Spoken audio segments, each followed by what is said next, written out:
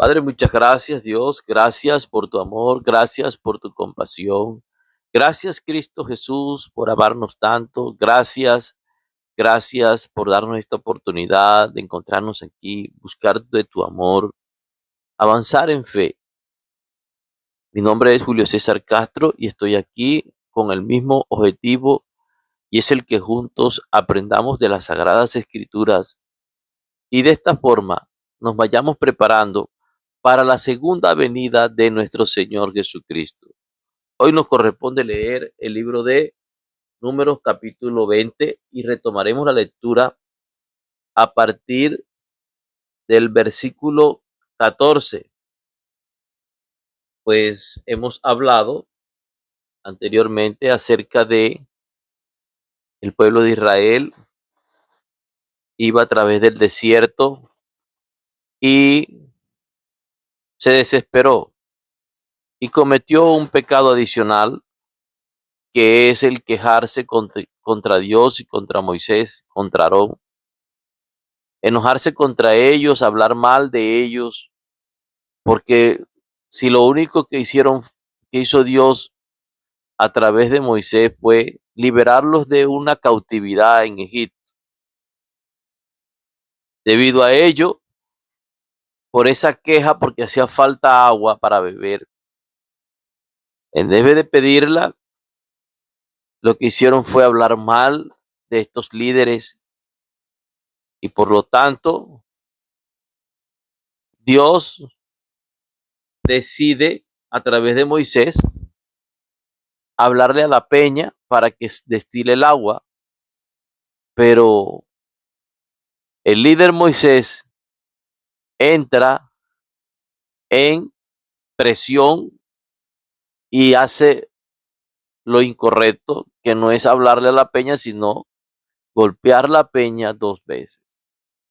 Aquí trata de dañar, o dañó el simbolismo, porque la peña, ya lo habíamos mencionado, que la peña es Cristo, la roca es Cristo, y a Cristo se recibe por fe, y había que hablarle, pero él lo que hizo fue golpearla. Sale el agua, pero como consecuencia por tal desobediencia, tanto Moisés como Aarón, porque Aarón tampoco hizo nada, dijo nada, omitió lo ocurrido, y no entraron a la tierra de Canaán. Pasemos ahora a los versículos siguientes, y dice, después de lo ocurrido, verso 14, dice: envió Moisés embajadores al rey de Edom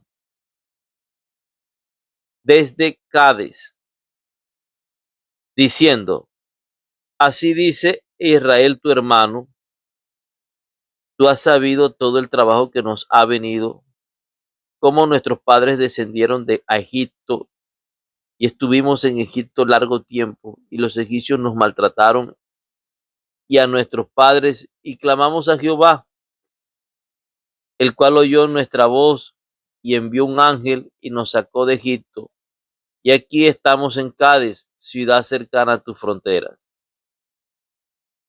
Te rogamos que pasemos por tu tierra, no pasaremos por labranza ni por viña, ni beberemos agua de pozos, por el camino real iremos, sino apartarnos, sin apartarnos a diestra ni a siniestra, hasta que hayamos pasado tu territorio.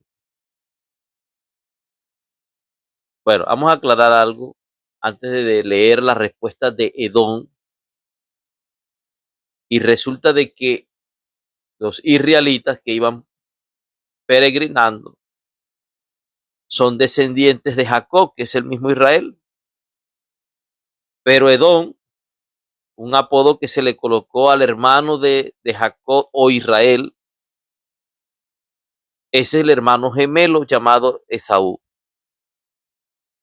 Esaú es cambiado su nombre para esta descendencia, y le llaman a ellos los edomitas. ¿Por qué Edom? El término Edom viene del color rojo, ya que este hombre, hermano de Jacob o Israel, que es el mismo, Él era velludo, pelirrojo, y también a la ubicación geográfica donde se encontraron ellos, que es en el sur del Mar Muerto, y las rocas donde se hallaban localizados eran unas areniscas rojas. Entonces, el término Edom significa rojo, y también por la comida que Saúl solicitó para vender su primogenitura. Eso lo encontramos en el libro de Génesis, capítulo 25 en adelante hasta el 36, esta historia entre Esaú y Jacob, o en otros términos, Edom e Israel. Una historia de mucha rivalidad. Recordemos de que ellos son hijos de Rebeca, y desde el vientre de Rebeca hubo rivalidad, hubo siempre esa confrontación entre ellos. Y aquí vemos la respuesta de los edomitas, porque se mantiene todavía esa confrontación. Y mire lo que dice la respuesta de Edom en el versículo 18 de la lectura que llevamos. Dice así: Edom le respondió: no pasarás por mi país, de otra manera saldré contra ti armado. Y los hijos de Israel dijeron: por el camino principal iremos, y si bebiéremos tus aguas, yo y mis ganados, daré el precio de ellas. Déjame solamente pasar a pie, nada más. Pero él respondió. ¿Quién respondió? Edom, los edomitas. Él respondió: no pasarás. Y salió Edom contra él con mucho pueblo y mano fuerte. No quiso pues Edom dejar pasar a Israel por su territorio, y se desvió Israel de él. Es decir, que evitó la confrontación. Mire lo sucedido, a pesar de que eran hermanos, eran parientes, gemelos, gemelos. Y mire lo que ocurrió. Y vemos que esto nos enseña que no todas las relaciones cercanas vamos a recibir el apoyo. Dios a veces permite estos rechazos para redirigir a su pueblo. Entonces, de algo le evitó Dios, de no pasar por en medio de esa tierra, de ese país, sino que se fueron por toda la orilla, porque iban hacia la tierra de Canaán, y esto lo permitió Dios, era su voluntad. Porque si fuera sido su voluntad, pues Dios hubiera abierto el corazón de los edomitas para que pasaran por medio de su país. Entonces,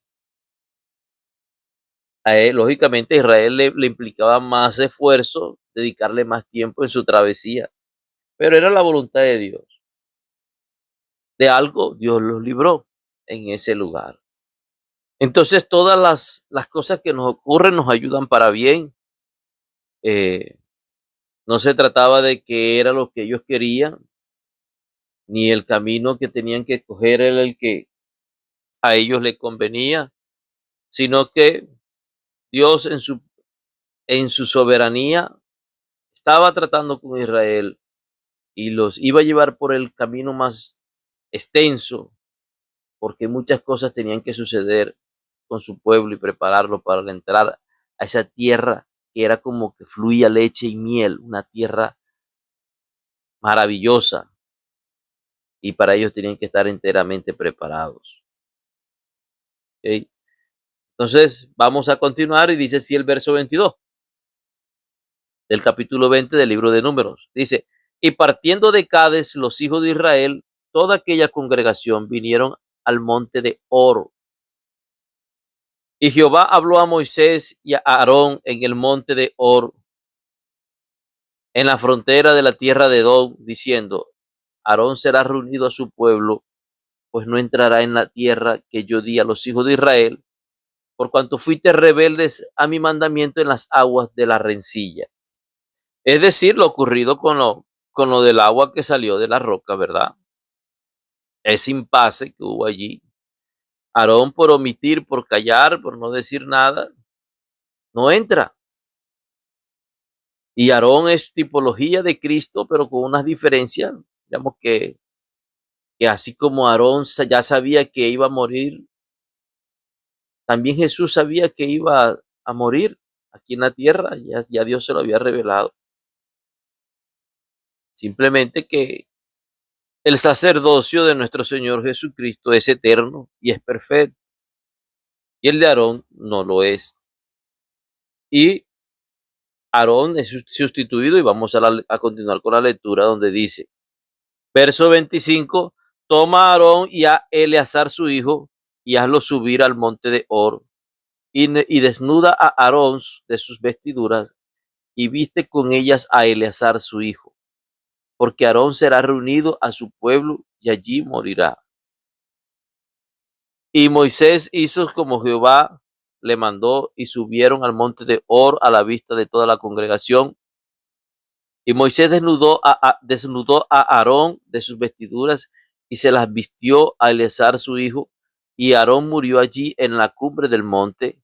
Y Moisés y Eleazar descendieron del monte. Y viendo toda la congregación que Aarón había muerto, le hicieron duelo por 30 días todas las familias de Israel. Bueno, aquí vemos que Aarón fue reemplazado por su hijo, pero nosotros tenemos un sumo sacerdote que es eterno. Voy a darle confirmación a lo que digo con este texto que se encuentra en el Nuevo Testamento, Hebreos capítulo 4, versículo 14, donde dice, por tanto, teniendo un gran sumo sacerdote que traspasó los cielos, Jesús, el Hijo de Dios, retengamos nuestra profesión. ¿Quién traspasó los cielos?